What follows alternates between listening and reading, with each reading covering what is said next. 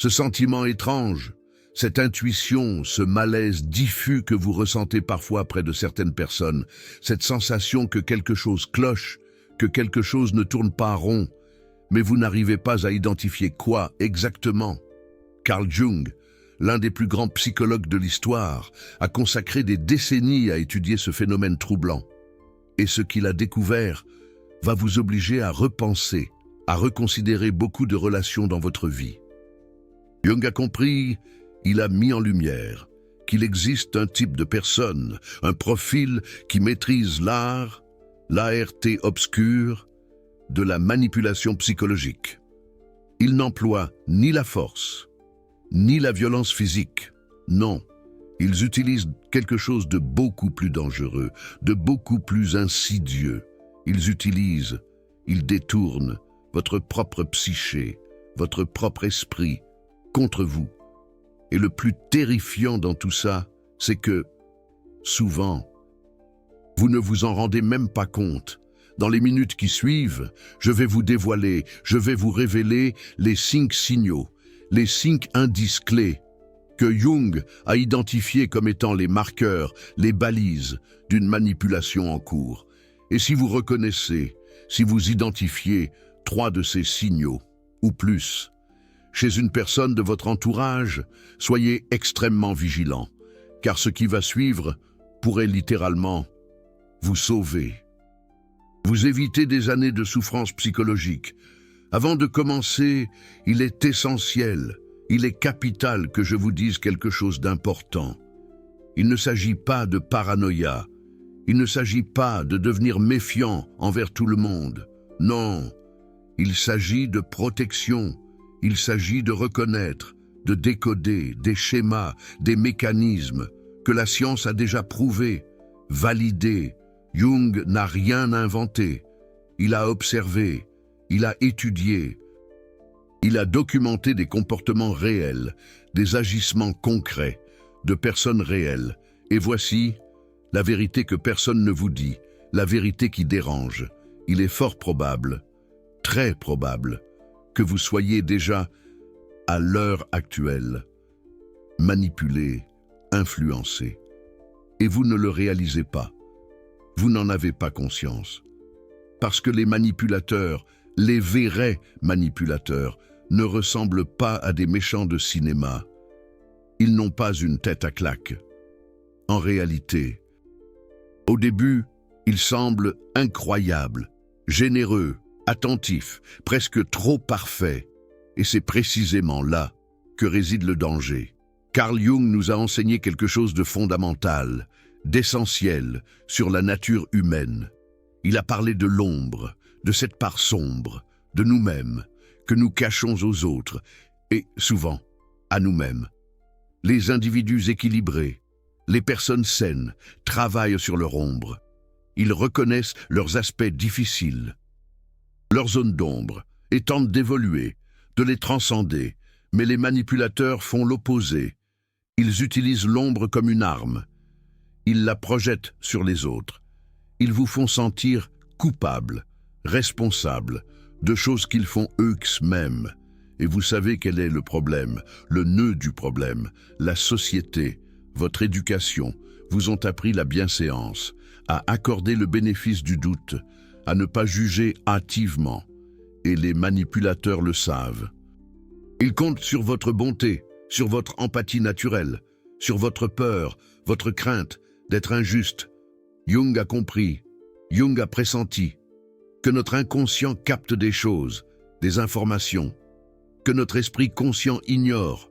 Ce malaise, ce vague à l'âme que vous ressentez parfois près de certaines personnes, ce n'est pas de la sensiblerie, ce n'est pas une lubie, c'est votre inconscient qui hurle, qui vous alerte, qui vous protège.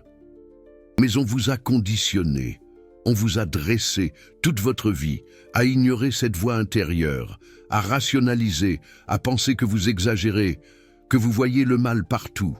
Et c'est exactement ce que les manipulateurs veulent, que vous doutiez de vous-même, que vous ignoriez les signaux d'alarme, que vous pensiez que le problème, c'est vous. Alors, passons en revue, examinons attentivement les 5 signaux, et soyez attentifs, soyez concentrés. Car chacun d'entre eux va vous rappeler quelqu'un, et lorsque vous arriverez au 5e signal, vous comprendrez exactement pourquoi vous vous sentiez si perdu, si désorienté, si confus. Premier signal, la phase d'idéalisation excessive. Jung a étudié un concept, une notion, qu'il a appelée la persona, le masque social, le rôle que nous portons tous. Il est normal, il est sain d'avoir une persona. Cela fait partie de la vie en société. Le problème, c'est lorsque la persona est trop fausse, trop artificielle, lorsqu'elle est une construction calculée, une mise en scène pour vous tromper, pour vous manipuler. Et c'est ce que les manipulateurs font. Au début, ils créent une persona, un personnage parfait. Ils vous étudient, ils vous analysent, ils découvrent ce dont vous avez besoin, ce que vous valorisez, ce qui compte pour vous. Et ils se transforment, ils se métamorphosent. Exactement en cela, au début d'une relation avec un manipulateur, vous vous sentez incroyablement bien, compris, valorisé, écouté. Vous avez l'impression, enfin, d'avoir trouvé quelqu'un qui vous comprend vraiment, qui vous accepte tel que vous êtes. Ils sont d'accord avec tout ce que vous dites. Ils valident chaque sentiment, chaque émotion. Ils vous font vous sentir spécial, unique, d'une manière que personne, jamais, n'avait fait auparavant. Mais voici ce que Jung a découvert, ce que Jung a mis en évidence. Lorsque quelqu'un vous idéalise trop vite, il y a quelque chose qui cloche. Il y a anguille sous roche. Parce que les personnes saines, les individus équilibrés, reconnaissent les nuances. Ils voient les défauts et les qualités. Ils prennent le temps de construire une connexion authentique, une relation genuine. Les manipulateurs, non, ils sautent cette étape en quelques semaines. Parfois en quelques jours seulement. Vous êtes déjà la personne la plus importante au monde pour eux. Vous êtes parfait. Vous êtes parfaite. Vous avez tout en commun. C'est le destin. C'est une connexion d'âme. Et vous vous sentez tellement bien, tellement flatté, que vous ignorez les signaux, cette petite voix, cette intuition qui vous murmure que c'est trop rapide, trop intense, trop parfait. Jung nous a mis en garde. Jung nous a alertés. Lorsque quelque chose semble trop beau pour être vrai, c'est que, probablement, ce n'est pas vrai. C'est un piège psychologique, un leurre émotionnel. Et vous mordez à l'hameçon, sans vous en rendre compte. Parce que, voyez-vous, après cette phase d'idéalisation, vient quelque chose de très différent, de beaucoup moins reluisant. Mais, avant d'en arriver là, vous êtes déjà émotionnellement investi. Vous avez déjà créé des liens. Vous avez déjà ouvert votre cœur. Et c'est précisément à ce moment-là que la manipulation, la vraie manipulation, commence. Voici un exemple concret. J'ai connu une personne, une amie, qui a vécu cela. Je vais l'appeler Sophie, pour préserver son anonymat. Sophie a rencontré un homme, un certain Laurent, qui semblait parfait. Dès les premiers rendez-vous, il se souvenait de chaque détail qu'elle mentionnait. Il lui envoyait des messages affectueux tous les jours. Il lui disait qu'il ne s'était jamais senti comme ça auparavant, qu'elle était différente de toutes les autres. Sophie se sentait spéciale, valorisée, aimée. Et lorsque ses amis, ses copines, l'ont alertée, lui ont dit que ça allait trop vite, elle l'a défendue. Elle a dit qu'elle ne comprenait pas, que c'était différent, que c'était réel. 3 mois plus tard, Sophie était complètement isolée, coupée du monde, sans amis, dépendante émotionnellement, et elle se demandait avec angoisse, comment elle avait pu en arriver là. Mais je vais vous raconter cette partie, cette descente aux enfers, dans un instant, parce que avant cela, vous devez comprendre, Vous devez décrypter le deuxième signal, l'isolement progressif et imperceptible. Jung a étudié en profondeur, avec une rigueur scientifique, comment les individus s'influencent les uns les autres. Et il a découvert que les manipulateurs, les pervers narcissiques, ont une stratégie très spécifique, très élaborée. Ils ne vous isolent pas d'un seul coup. Ce serait trop évident, trop grossier. Ils font quelque chose de beaucoup plus intelligent, beaucoup plus subtil. Ils vous convainquent, ils vous amènent à vous isoler volontairement de votre plein gré. Comment? Par le biais de critiques subtiles, de remarques insidieuses, déguisées en préoccupations. Après la phase d'idéalisation, commencent des commentaires, des observations, petites, minuscules, quasi imperceptibles, sur les personnes de votre entourage. Cet ami, cette copine qui vous a toujours soutenu, le manipulateur, la manipulateur, va dire quelque chose comme « J'ai remarqué qu'elle semble être jalouse de toi ». À chaque fois que tu partages une bonne nouvelle, elle change de sujet. Je te dis ça, je t'alerte, parce que je me soucie de toi, parce que je tiens à toi. Et vous, qui faites confiance à cette personne, vous commencez à voir votre ami d'un autre œil, vous commencez à remarquer des choses que vous ne notiez pas auparavant, et, petit à petit, vous vous éloignez. Votre frère, votre sœur, qui a toujours été protecteur envers vous. Le manipulateur va planter la graine. Je pense que ta famille ne te valorise pas. Il ne voit pas à quel point tu es incroyable. Heureusement que tu m'as maintenant. Heureusement que je suis là. Votre collègue de travail, qui vous a toujours défendu.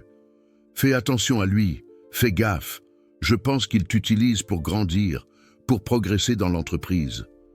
Et ainsi, une personne à la fois, votre cercle de protection, votre filet de sécurité va diminuer, va se réduire comme peau de chagrin, et vous ne le percevez pas, vous n'en prenez pas conscience, parce que chaque éloignement, chaque rupture a semblé être votre décision, votre perception, votre choix conscient.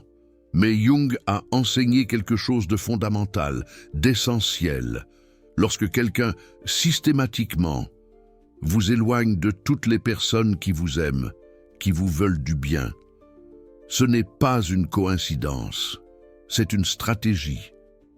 C'est un isolement calculé, parce que les manipulateurs savent qu'il est beaucoup plus facile de contrôler, d'influencer quelqu'un qui n'a pas de réseau de soutien, qui n'a pas d'alliés.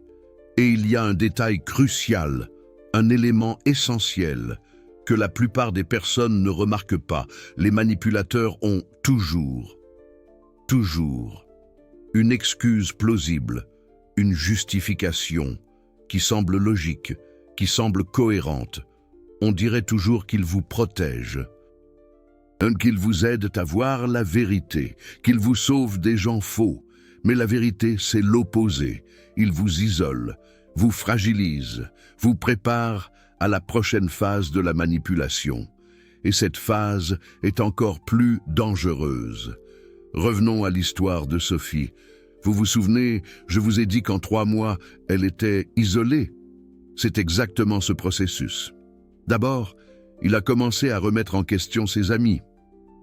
Il disait qu'il avait remarqué qu'elle buvait trop, que c'était des influences négatives, qu'elle méritait des amitiés plus saines.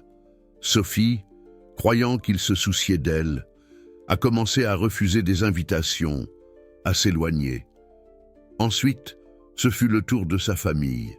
Il disait que ses parents étaient trop critiques, qu'ils ne la soutenaient pas vraiment, qu'ils étaient prisonniers de schémas anciens. Et Sophie, qui a toujours eu une relation compliquée avec ses parents, pensait qu'il avait raison, que finalement, quelqu'un la comprenait. Elle a réduit les visites, arrêté de les appeler autant. En quelques mois, Sophie n'avait plus que lui. Et quand elle s'en est rendue compte, il était déjà trop tard. Parce qu'alors est arrivé le 3e signe. Et ce signe est le plus destructeur de tous. 3e signe, le gaslighting.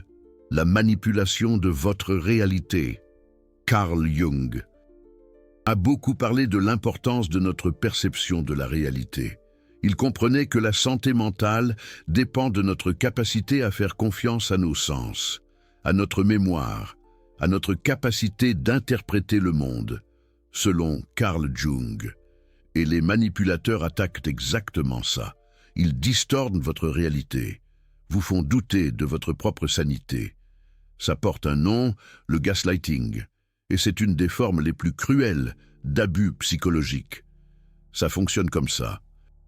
Les manipulateurs nient des choses qui se sont clairement passées, contredisent votre mémoire avec tellement d'assurance que vous commencez à douter de vous-même. Ils distordent les conversations, réécrivent l'histoire et vous font vous sentir fou de remettre en question. Exemple, vous avez une conversation où la personne promet quelque chose. Le lendemain, elle nie avoir promis, dit que vous avez mal compris, que vous inventez des choses, que vous devez faire plus attention, ou pire, ils font quelque chose qui vous blesse, vous les confrontez, et ils retournent complètement la situation, disent que vous êtes trop sensible, dramatique, que vous voyez des problèmes là où il n'y en a pas, que le problème, c'est vous, pas eux. Jung a perçu que cela crée ce qu'il a appelé la dissociation. Vous commencez à ne plus faire confiance à votre propre perception.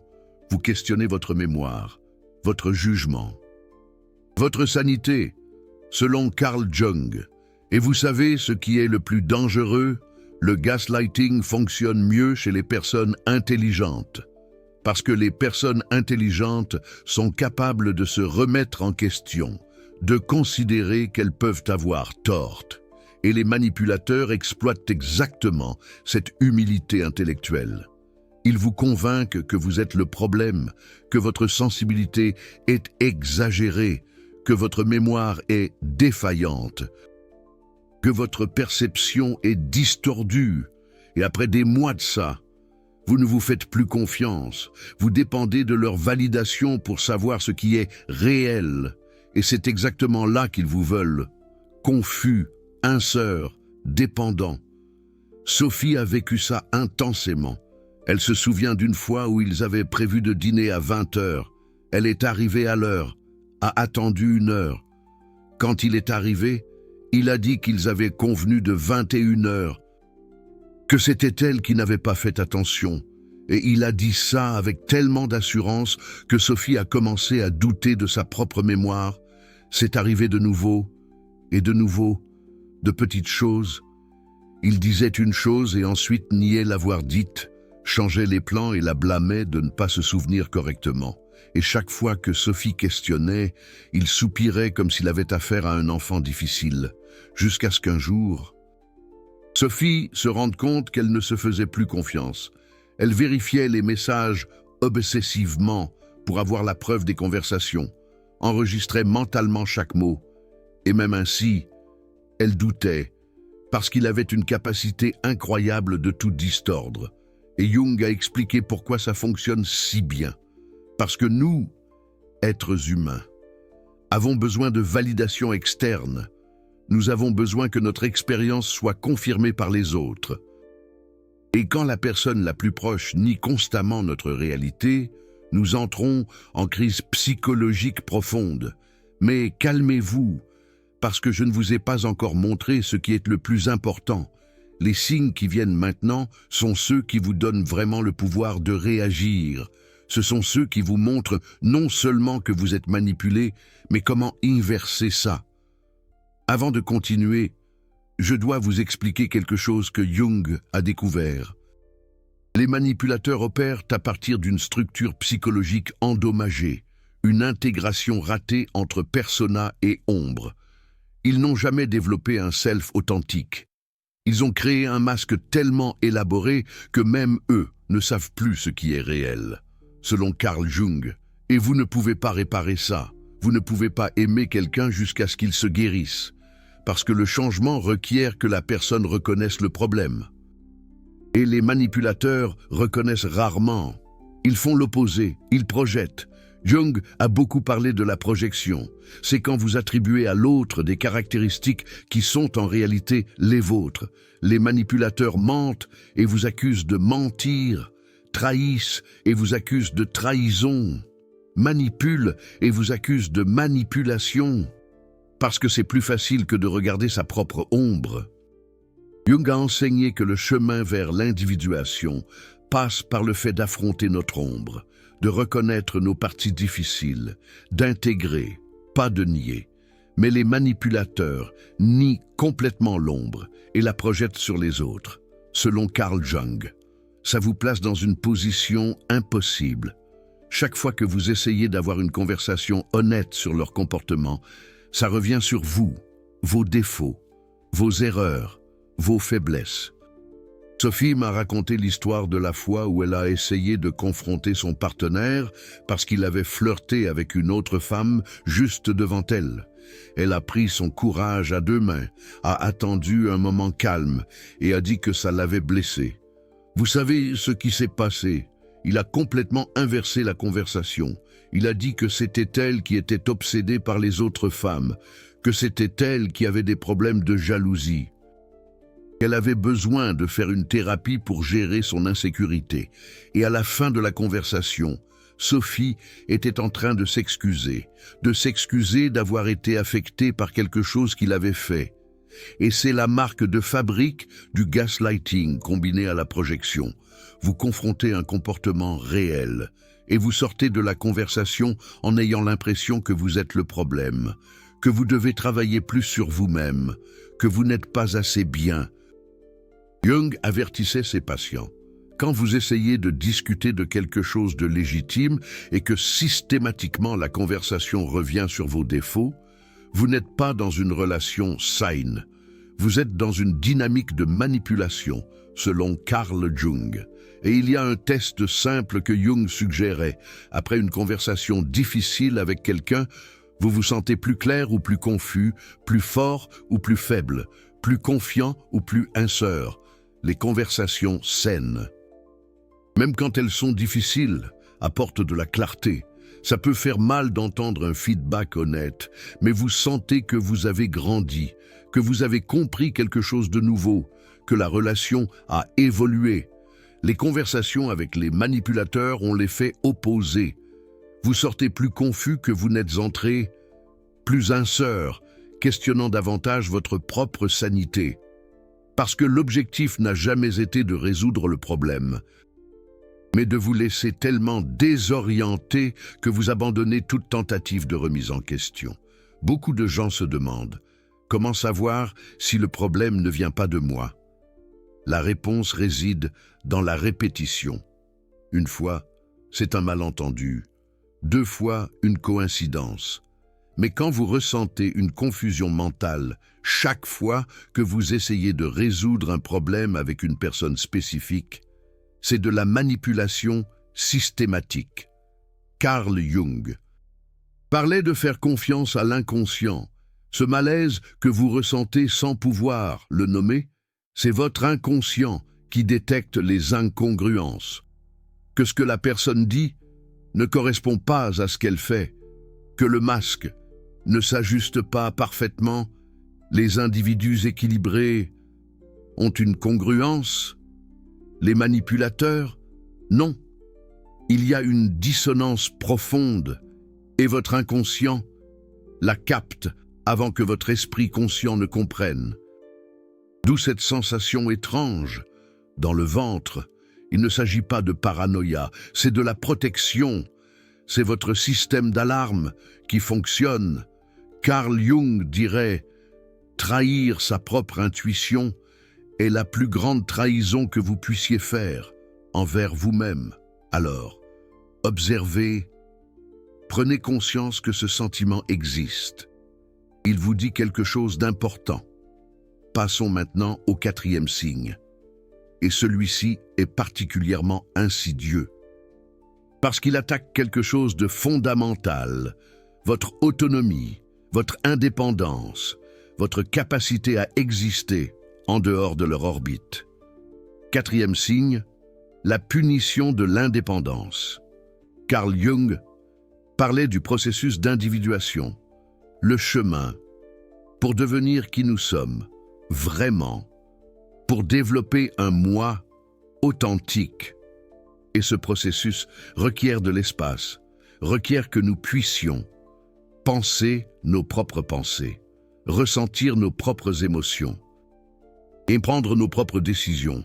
Les manipulateurs le savent et font tout pour empêcher votre individuation, parce qu'une personne individualisée ne peut pas être contrôlée. Une personne qui se connaît ne tombe pas facilement dans la manipulation. Alors, ils punissent, souvent, mais efficacement, chaque fois que vous démontrez de l'indépendance, chaque fois que vous faites quelque chose sans demander la permission, chaque fois que vous montrez et que vous existez en dehors de la relation avec eux. Cela peut prendre plusieurs formes. Vous sortez avec des amis et quand vous rentrez, la personne est froide, distante, et quand vous demandez ce qui ne va pas, elle dit que tout va bien. Mais clairement, ce n'est pas le cas. Vous sentez la punition dans l'air, le retrait d'affection, le traitement silencieux, ou vous partagez une réussite, quelque chose que vous avez accompli seul, et au lieu de célébrer, la personne minimise, dévie le sujet, ou pire, relève un défaut dans ce que vous avez accompli. Carl Jung expliquerait cela comme une tentative de vous maintenir dans un état de dépendance psychologique. Parce que si vous vous sentez mal, chaque fois que vous démontrez de l'autonomie, vous finirez par arrêter d'en démontrer. Vous commencerez à demander la permission, à vérifier avant de faire quoi que ce soit, à modeler votre vie entière autour de l'humeur et des réactions de cette personne. Et le plus douloureux, vous ne vous rendez même pas compte que cela se produit. Vous savez seulement que d'une manière ou d'une autre, vous avez arrêté de faire des choses que vous aimiez, arrêté de voir des gens qui comptaient, arrêté de poursuivre les rêves que vous aviez. Et vous ne savez même pas expliquer comment vous en êtes arrivé là. Pour Sophie, cela a été brutal. Chaque fois qu'elle mentionnait vouloir suivre un cours, son partenaire devenait étrange. Il n'interdisait pas, mais soudain, il tombait malade, ou triste, ou avait besoin d'elle pour quelque chose d'urgent. Et Sophie, ayant bon cœur, reportait le cours, le reportait encore, jusqu'à ce qu'elle arrête d'en parler. Quand elle voulait sortir seule, pour marcher, il ne disait pas non, mais il faisait une tête d'abandonné, soupirait, commentait qu'il se sentait seul, dernièrement, et Sophie, se sentant coupable, restait, choisissait de rester. Du moins, c'est ce qu'elle croyait. Mais ce n'était pas un choix, c'était de la manipulation émotionnelle sophistiquée. C'était une punition déguisée en nécessité, c'était du contrôle vêtu de vulnérabilité, et Carl Jung a mis en garde contre cela dans ses écrits. Il disait que lorsque quelqu'un utilise sa propre fragilité comme une arme pour contrôler les autres, ce n'est pas de la vulnérabilité réelle, c'est de la manipulation. La vulnérabilité réelle vous rapproche des gens de manière saine. La manipulation émotionnelle vous emprisonne dans un piège de culpabilité perpétuelle. Et il y a un schéma spécifique que vous pouvez observer. Chaque fois que vous essayez de grandir, la personne tombe malade, a besoin de vous, a une crise. Ce n'est pas une coïncidence. C'est du sabotage psychologique. C'est une façon de s'assurer que vous restez petit, que vous n'évoluez pas au-delà de ce qu'ils peuvent contrôler, parce que les manipulateurs ont une peur profonde de l'abandon. Mais au lieu de travailler cela de manière saine, ils prisonnent les gens à travers la culpabilité, en vous faisant sentir responsable de leur bien-être émotionnel, en vous convainquant que les quitter, même pour quelques heures, est de la cruauté. Et cela m'amène au cinquième et dernier signe, le plus destructeur, celui qui, finalement, vous ouvre les yeux, si les autres ne l'ont pas fait. Cinquième signe, le cycle de dévalorisation et de récupération. Au début, vous vous souvenez, Vous étiez idéalisé, parfait, incroyable, mais après les autres signes, quelque chose change, et change drastiquement. Commence la phase de dévalorisation. Et quand cela commence, la confusion atteint des niveaux insupportables. Carl Jung a étudié l'archétype de ce qu'il a appelé le cycle destructeur, des schémas qui se répètent compulsivement, et les manipulateurs opèrent dans un cycle très spécifique: idéalisation, dévalorisation, rejet et parfois récupération. Pour tout recommencer, la dévalorisation commence de manière subtile. Petit commentaire sur votre apparence. Vous étiez belle, maintenant. Vous devriez prendre plus soin de vous. Critique sur votre façon de parler, comment vous pensez, comment vous êtes. Comparaison avec d'autres personnes qui sont meilleures que vous dans un domaine quelconque. Et à chaque critique, vous essayez de changer, essayez d'être meilleur, essayez de reconquérir cette personne merveilleuse qui vous aimait au début. Mais peu importe à quel point vous changez, ce n'est jamais suffisant. Parce que l'objectif n'est pas que vous vous amélioriez. L'objectif est que vous vous sentiez inférieur, insécure, reconnaissant qu'il soit encore avec vous, malgré le fait que vous soyez si problématique. Carl Jung expliquerait cela comme une projection massive de leur ombre sur vous, toutes les parties qu'ils détestent chez eux-mêmes. Maintenant, ils les voient en vous et ils attaquent, critiquent, méprisent, non pas parce que vous êtes ces choses, mais parce qu'ils ne parviennent pas à gérer ces choses à l'intérieur d'eux-mêmes. Et alors, quand vous êtes à la limite, quand vous êtes sur le point d'abandonner, sur le point de partir, il se passe quelque chose de magique. Ils redeviennent la personne du début, chaleureux, attentionné, s'excusant, disant qu'ils vont changer, que vous êtes spécial, qu'ils ne savent pas ce qui leur est arrivé. Et vous croyez, parce que vous voulez y croire, parce que vous êtes tombé amoureux de cette première version et vous voulez désespérément qu'elle soit réelle. Alors, vous pardonnez, vous donnez une autre chance. Et pendant un temps, c'est bien à nouveau. C'est comme c'était au début, jusqu'à ce que ce ne le soit plus, et le cycle recommence. Dévalorisation, presque rejet, récupération. Et chaque cycle vous laisse plus faible, plus confus, plus dépendant, plus perdu de qui vous étiez. Avant, Sophie a vécu 6 cycles complets avant de pouvoir partir. 6 fois, elle a failli s'en aller. Et 6 fois, il s'est transformé, de nouveau, en la personne merveilleuse, avec des promesses, avec des larmes, avec des déclarations d'amour. Et chaque fois qu'elle revenait, elle perdait un morceau de plus d'elle-même, plus de sa confiance, plus de sa force, plus forte que votre capacité à reconnaître ce qui était réel. Jung dirait que cela n'est pas de l'amour. L'amour véritable vous fortifie, vous aide à grandir, vous encourage à être plus vous-même, pas moins. Ce que Sophie a vécu était un trauma bonding. C'est quand vous vous attachez justement à la personne qui vous blesse, parce que les moments bons, rares et intenses créent une dépendance chimique dans le cerveau. Et voici la vérité la plus crue.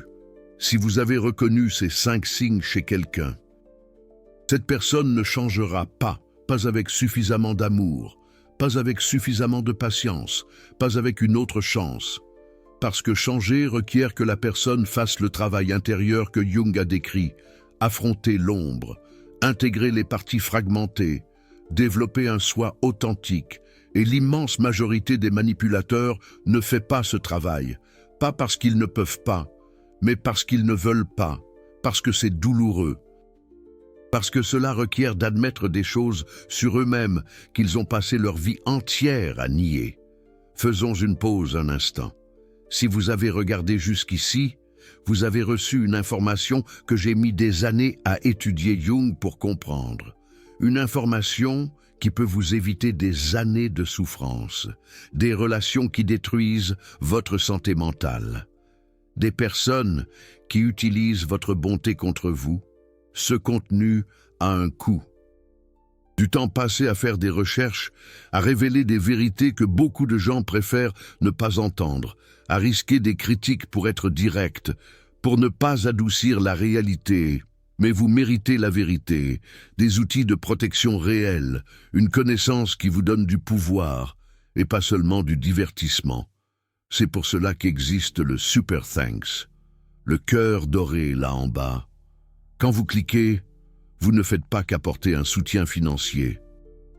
Vous dites à YouTube que ce contenu a de l'importance, qu'une information qui protège vaut plus qu'un contenu qui ne fait que distraire. Vous dites « Continuez à révéler ce que les autres craignent de dire. Continuez à apporter Jung d'une manière qui protège vraiment. Continuez à créer un contenu qui sauve. Devenez partie d'une communauté. Des personnes qui choisissent la connaissance à l'ignorance, la protection à la naïveté, qui comprennent que se défendre psychologiquement n'est pas négatif, c'est sage. N'importe quelle somme aide, 5 €, 10 €, parce que ce n'est pas une question de valeur monétaire. C'est une déclaration que ce type d'information doit continuer à exister, à atteindre plus de personnes, à sauver plus de gens de relations destructrices. Maintenant, passons à ce qui compte vraiment. Vous avez identifié les signes. Et maintenant, comment vous protégez-vous? Comment vous en sortez-vous? Comment vous récupérez-vous? Jung enseignait que la première étape vers la guérison est la conscience. Vous êtes en train de voir, de reconnaître des schémas, de valider votre intuition. Deuxième étape, établir des limites psychologiques. Jung parlait de savoir où vous terminez et où l'autre commence. Les manipulateurs envahissent cette limite, vous font vous sentir responsable de leurs émotions. Vous devez leur rendre cette responsabilité avec fermeté. Vous pouvez avoir de l'empathie sans assumer la charge émotionnelle d'autrui. Vous pouvez aimer sans vous perdre. Troisième étape. Reconnectez-vous avec votre inconscient, avec cette voix intérieure que vous avez été entraîné à ignorer. Faites attention aux sensations dans votre corps, l'inconfort dans l'estomac, la tension dans les épaules, l'envie de fuir. Ce sont des signes de sagesse profonde. Votre inconscient voit ce que la pensée consciente rationalise. Apprenez à l'écouter. Quatrième étape. Cherchez une validation externe pour briser l'isolement. Parlez à quelqu'un de confiance. Racontez ce qui se passe. Si les personnes qui vous aiment s'inquiètent, prêtez attention. Eux, de l'extérieur, voient ce que vous, de l'intérieur, n'arrivez plus à voir. Cinquième étape, la plus importante. Sortir n'est pas un échec. Ce n'est pas un abandon. C'est de l'autopréservation. C'est choisir votre santé mentale. C'est respecter le processus d'individuation que Jung considérait comme essentiel. Et si vous vous demandez, mais si je me trompe? Et si la personne change vraiment? Et si je le regrette? Jung répondrait, vous ne vous trompez pas. Votre inconscient ne ment pas. Et si la personne change vraiment, ce sera un travail de années de thérapie profonde, pas des semaines de promesses. Et vous ne pouvez pas attendre. Parce qu'attendre signifie sacrifier votre propre individuation, votre propre santé, votre propre vie. Sophie est sortie au 7e cycle, après 6 fois avoir cru au changement. Elle a dit « Le changement réel que j'ai vu était en moi ». Quand j'ai finalement choisi ma santé mentale à la place de la possibilité qu'il devienne celui qu'il promettait. 3 mois plus tard, Sophie avait une sensation qu'elle n'avait pas ressentie depuis des années. La paix véritable. Et pas la paix de quand il était bien, mais la paix de ne pas être en alerte constante, de ne pas vérifier son humeur toujours, de ne pas marcher sur des œufs. Elle a dit « J'avais oublié ce que c'est d'exister sans peur, sans confusion, sans remettre en question ma perception à chaque instant. Maintenant, je sais, je n'échangerai plus jamais ma paix pour une promesse d'amour. L'amour réel ne vous coûte pas votre santé mentale, ne vous coûte pas votre identité, ne vous coûte pas votre capacité à avoir confiance en vous. L'amour réel fortifie, clarifie, vous aide à être plus vous, pas moins. Si ce que vous vivez vous rend plus confus, plus faible, plus insécurisé, ce n'est pas de l'amour, c'est de la manipulation. Vous méritez des relations qui vous nourrissent, qui vous respectent. Récapitulons les 5 signes. Premier, idéalisation excessive au début, rapide, intense, trop parfaite. Méfiez-vous de ceux qui vous mettent sur un piédestal avant de vous connaître.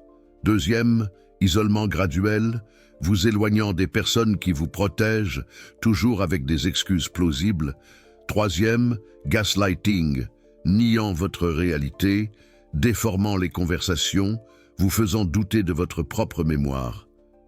Quatrième, punition pour indépendance. Chaque fois que vous démontrez votre autonomie, il y a une réaction négative, vous conditionnant à demander la permission d'exister. Cinquième, cycle de dévalorisation et récupération, vous traitant de pire en pire, et quand vous êtes sur le point de partir, redevenant merveilleux. Un cycle éternel d'espoir et de déception. Si vous en avez reconnu 3 ou plus chez quelqu'un de proche, vous savez ce que vous devez faire. Et si vous avez encore un doute, demandez à votre inconscient. Cette sensation dans l'estomac quand vous êtes près de cette personne, ce soulagement quand vous êtes loin, cette voix qui vous avertit mais que vous ignorez. Jung faisait profondément confiance à l'inconscient, et vous devriez aussi, parce qu'il essaie de vous sauver. Il vous montre ce que la pensée consciente rationalise. Il vous protège de la manière qu'il peut. Combien de ces signes avez-vous reconnus chez quelqu'un? Commentez juste le nombre, de 1 à 5. Vous n'êtes pas seul.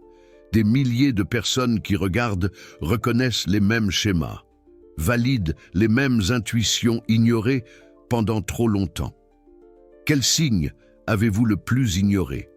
Quel signe avez-vous rationalisé? Votre histoire peut être ce dont une autre personne a besoin d'entendre pour avoir confiance en sa propre perception. Si vous voulez une vidéo sur comment sortir de relations manipulatrices, récupérer la confiance en soi après du gaslighting, ou reconnaître des personnes saines, commentez quel thème vous intéresse. Cette chaîne vous donne des outils réels, une connaissance qui protège, la sagesse de Jung appliquée à la vie, une protection psychologique dans le monde réel. Faire confiance à son intuition n'est pas de la paranoïa, c'est de la sagesse. Établir des limites n'est pas de la cruauté, c'est de la santé mentale. Choisir sa paix n'est pas de l'égoïsme, c'est de la survie. Sortir de relations destructrices n'est pas un échec, c'est du courage. Carl Jung, toute une vie dédiée à sonder les profondeurs de la psyché humaine. L'un de ses enseignements les plus profonds et les plus pertinents est le suivant. Tant que l'inconscient n'est pas mis en lumière, il dirigera votre existence, et vous appellerez cela le destin. Mais vous avez déjà franchi une étape cruciale. Vous avez éclairé cet inconscient. Vous avez démêlé les fils obscurs de votre être. Vous avez identifié des schémas répétitifs. Vous avez reconnu les signes avant-coureurs. Vous avez validé votre intuition. Ce n'est plus une question de destin. C'est devenu un choix éclairé, basé sur la connaissance de soi. Et vous savez, désormais, quel choix vous protège, quel choix vous honore, quel choix vous ramène à vous-même, à votre essence. Alors, choisissez-vous toujours. Vous méritez d'être cette personne en qui vous pouvez avoir une confiance absolue, cette personne que vous respectez profondément, cette personne qui vous protège contre vents et marées, peu importe les promesses, les serments, les changements temporaires. Choisissez-vous, votre équilibre mental, votre paix intérieure, votre processus d'individuation, votre chemin. C'est cela, le véritable amour de soi, un respect profond et inébranlable pour votre propre cheminement vers la plénitude, vers l'harmonie. Lorsque vous vous choisissez, vous cessez d'attirer les manipulateurs, les profiteurs, les vampires énergétiques, parce que vous êtes devenu votre propre validateur, votre propre protecteur, votre propre gardien. C'est cette liberté, cette autonomie que Carl Jung nous promettait, l'individuation complète, l'état où vous faites confiance à votre perception, où vous honorez votre vérité. Sans compromis, sortez de cette vidéo plus conscient, plus protégé, plus forte. Ne trahissez plus jamais votre intuition. Elle est votre boussole, votre phare dans la nuit. Elle est toujours juste. Votre inconscient, ce gardien silencieux, ne cherche qu'à vous protéger. Et vous méritez de l'écouter. Vous méritez de lui faire confiance. Vous méritez d'agir en accord avec votre vérité. À la prochaine vidéo, prenez soin de vous, valorisez-vous et surtout, choisissez-vous toujours.